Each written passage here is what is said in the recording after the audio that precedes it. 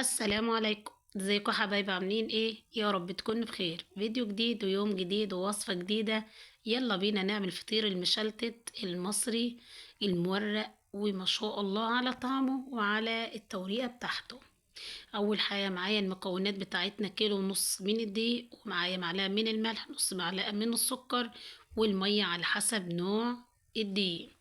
لو انت في الشتاء بتحطي المية بتكون دافية، لو في الصيف بتكون مية من حنفية عادية. المهم ان انا في الشتاء هنا دفيت المية بتاعتي وعجنت العجينة لمدة 10 دقايق لحد لما كانت العجينة بتاعتي ملمسها ناعم. حطيت ذرة من الزيت في طبق بلاستيك، وهسيب العجينة ترتاح لمدة 10 دقايق، أقل حاجة 10 دقايق أو ربع ساعة.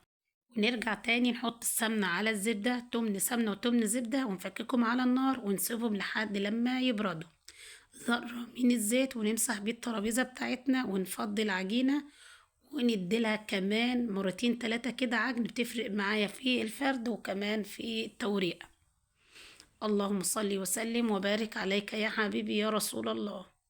هنفضل بقى نقطع العجينة بتاعتنا لكور متوسطة، لا هي صغيرة ولا هي كبيرة. هنفرد كل 3 كور من العجينة لفطيرة واحدة. خليكم معايا مركزين، طريقة سهلة خالص وأسهل فرد في الفطير، وبتكون طريقة ناجحة ومضمونة 100%. هنعمل 3 فطيرة وهنعمل فطير من الكبير. خليكم معايا مركزين، وهنبدأ أول حاجة كده نسمي الله. شايفين العجينة بعمل فيها ايه؟ التكة دي بتفرق معاكي في العجينة. هنفرد بقى على زيت، بلاش نفرد على سمنة علشان السمنة هتجمد منك. الزيت هيكون افضل وهيساعد معاكي في الفرد. طيب لو العجينة بتاعتك حسيتي ان هي بتتقطع من الحروف، طب فيها حاجة؟ لا، ما فيهاش اي مشكلة. اهم حاجة وسطانية الفطيرة، افردي واحدة، وبعد لما تفرديها وتطبقيها بتحطيها في نص الفطيرة وتطبقي عليها زي ما انتوا شايفين كده. ايوه خلاص، دي تالت فطيرة. بنجيب الاتنين اللي على بعض نحطهم في النص، وناخد يمين وشمال ونفرد العجينة بتاعتنا. اهم حاجة بعد لما نفرد العجينة بتاعتنا نحط على وشها سمنة علشان ما تقشفش وتتغطى بكيس. هنفضلوا بالطريقة كده نعمل نفس النظام يا سيد. شايفين العجينة سهلة معانا، وكل ما ارتاحت كل ما بتلاقيها سهلة معاكي في الفرد. اهم حاجة تريحي العجينة بعد لما تعملي التكة ديت 10 دقايق.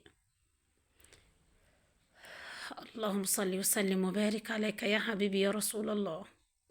مفيش فرق بينه وبين الفطير المشلتت الكبير، واحسن منه. لا السمنة بتخر منه ولا بيحصل له اي حاجة. اهم حاجة تريحي العجينة. لو انت في الصيف بتحط العجينة في التلاجة، لو في الشتاء بتسيب العجينة لمدة ربع ساعة او نص ساعة كمان، وبتاخدي احلى فطيرة معاكي. شايفين الحرف اتقطع مني ولا اي حاجة؟ فطيرة بتطلع سليمة ومفيهاش اي مشكلة. بناخد الطرف هنا على الطرف ونخلي الكرة في النص، وايديا في السمنة يا سيدي يا سيدي. نفضل بقى لحد لما نخلص. دي كانت فطيرة لوحدها صغيرة، ايوه. عملت 2 وعملت واحدة كبيرة خالص، ودي كانت في النص وكانت زي العسل مورقة وحلو. نحط لها السمنة ونلمها زي الكبيرة اللي هنعملها عادي خالص، وبسمنة سايحة ولا بيحصل أي مشكلة. السمنة مع الزبدة بتخلي الفطيرة معاكي مورقة وحلو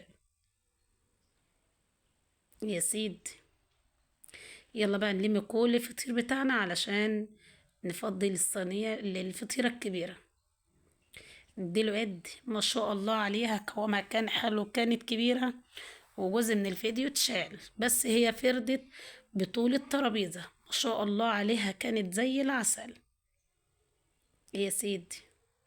هي الطريقة دي متعبة شوية، بس ديكها أسهل وفي نفس الوقت هما الاتنين زي بعض. بحط بقى على الوش يا قشطة، لو عندك قشطة حط قشطة، لو ما عندكيش قشطة حطي سمنة على زبدة. بلاش نحط الزبدة بس عشان ما تتحرقش مننا أو تشيط مننا. لو انت الفرن بتاعك بقى شغال من فوق ومن تحت حطيها في الرف اللي في النص. طيب لو انت ما انتش ضامنه الفرن او شغال من تحت بس، شغالي من تحت لحد لما تاخد اللون الاحمر، وبعد كده ارفعي تاخد الوش. وده كان المنظر الحلو. ما شاء الله عليها خفيفة ومستوية كده من فوق ومن تحت، وده المطلوب. اهم حاجة بقى اول ما تطلع معاكي على ورق جورنان، على مناديل مطبخ، المهم ان اول ما تطلع تتغطى بكيس وتنحط على مناديل او جورنان. لو وصلت معايا في الفيديو لحد كده ياريت تحطي لي اللايك والاشتراك عشان يوصلك كل جديد من قناة وفاء خالد.